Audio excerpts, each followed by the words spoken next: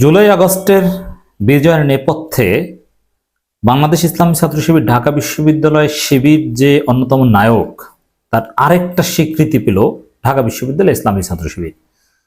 দর্শক, আমি আগেই বলেছি, বা এটা আপনারা জানেন, ওয়েল এস্টাবলিশড, যে ইসলামী ছাত্র শিবির জুলাই আগস্ট গণবিপ্লবের নেপথ্যের নায়কদের মধ্যে অন্যতম, একমাত্র, বা একথা কিন্তু আমি বলছি অন্যতম, ওয়ান অব দি। কিন্তু এগুলো স্বীকৃতি মিলছে না, অনেকে এটা অস্বীকার করছে, শিবিরকে আন্ডারগ্রাউন্ড বলে গালি দিচ্ছে, যে প্রকাশ্য রাজনীতি করে নাই, আওয়ামী লীগের সাথে ট্যাগ করছে, উদ্ভট অনেক কল্পকাহিনী প্রচার করছে, বিশেষ করে বিএনপি ছাত্রদল। এই পরিপ্রেক্ষিতে শিবিরের অফিসিয়াল স্বীকৃতিটা জরুরি। শিবির কয়েকভাবে স্বীকৃতি পেয়েছে অলরেডি। আমার দেশ পত্রিকায় নেপথ্যে নায়ক শিরোনামে সাদিক কায়েম যে কলাম লিখেছে, এটা একটা হিস্ট্রি কোডিফিকেশন। এছাড়া জুলকারনাইন সায়েরের বেশ কিছু লেখায় শিবির স্বীকৃতি পেয়েছে, এটা আরেকটা অ্যাচিভমেন্ট। বৈষম্যবিরোধী ছাত্র আন্দোলনের অন্যতম সমন্বয়ক শারজিস আলম শিবির সদস্য সম্মেলনে শিবিরকে স্বীকৃতি দিয়েছেন, এটা আরেকটা অর্জন। 2025 সালের প্রথম দিনে ইত্তেফাকে প্রকাশিত একটা রিপোর্ট, এটা আমি মনে করি শিবিরের জন্য আরেকটা স্বীকৃতি। মানে এগুলোই পরবর্তীতে ইতিহাসে, এখন যেরকম আমরা 71 ইতিহাস পড়ি, স্টাডি করি, ওরকম 40-50 বছর পর তরুণ প্রজন্ম জানবে যে শিবির কিভাবে ভূমিকা রেখেছিল। এজন্য ইত্তেফাকের এই রিপোর্টটা শিবিরের জন্য আরেকটা স্বীকৃতি হিসেবে আমি দেখতে চাই। 2024 সালের বাংলাদেশ যারা ছিলেন পরিবর্তনের নেপথ্যে, মানে ইত্তেফাক বাংলাদেশের সবচেয়ে পুরনো পত্রিকা, এই ইত্তেফাক কিন্তু পরিবর্তনের নেপথ্যে যারা, তাদের মধ্যে শিবিরকে স্বীকৃতি দিয়েছে। অতএব এটাকেও আমি সিগনিফিকেন্ট হিসেবে দেখতে চাই। দর্শক, এখানে পরিবর্তনের নেপথ্যে যে তারা ফটো কাট করেছে, কিংবা যে থাম্বনেইলের মতো, সেখানে আবু সাঈদের ছবি দিয়েছে, পিনাকি ভট্টাচার্যের ছবি দিয়েছে, নাহিদ ইসলামের ছবি দিয়েছে, জুলকারনাইন সায়ের, ডক্টর ইউনুস, সেনাপ্রধান, সাংবাদিক ইলিয়াস, মুশফিকুল ফজল আনসারী, এদের ছবি দিয়েছে।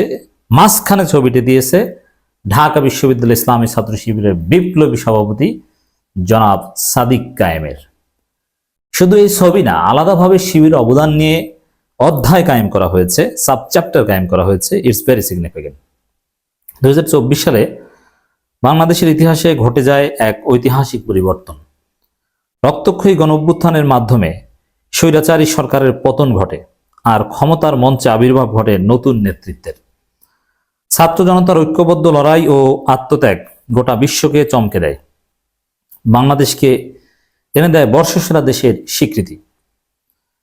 এই বিপ্লবের নেপথ্যে ছিলেন আবু সাঈদের আত্মত্যাগ, নাহিদ ইসলামের বলিষ্ঠ নেতৃত্ব এবং নানা শ্রেণী পেশার মানুষের অবদান। ছাত্র শিবিরের নেপথ্যে সমর্থন, প্রবাসী সাংবাদিকদের জনমত গঠন এবং সেনাপ্রধান ওয়াকারুজ্জামানের যুগান্তকারী সিদ্ধান্ত ইতিহাসের মোড় ঘুরিয়ে দেয়। ইতিহাসের মোড় ঘুরিয়ে দেয়, ছাত্র শিবির নেপথ্যে ছিল, নেপথ্যের নায়ক, এটার স্বীকৃতি মিলল। যেসব ব্যক্তি, গোষ্ঠী বা অনুঘটক 2024 সালে বাংলাদেশের রাজনৈতিক পট পরিবর্তনের নিয়ামক হিসাবে ভূমিকা রেখেছেন, তাদের মধ্যে উল্লেখযোগ্য হলেন আন্দোলনে স্ফুলিঙ্গ শহীদ আবু সাঈদ। আবু সাঈদের কথা বলা হয়েছে, right? Abu Sayed iconic figure হয়ে উঠেছিল।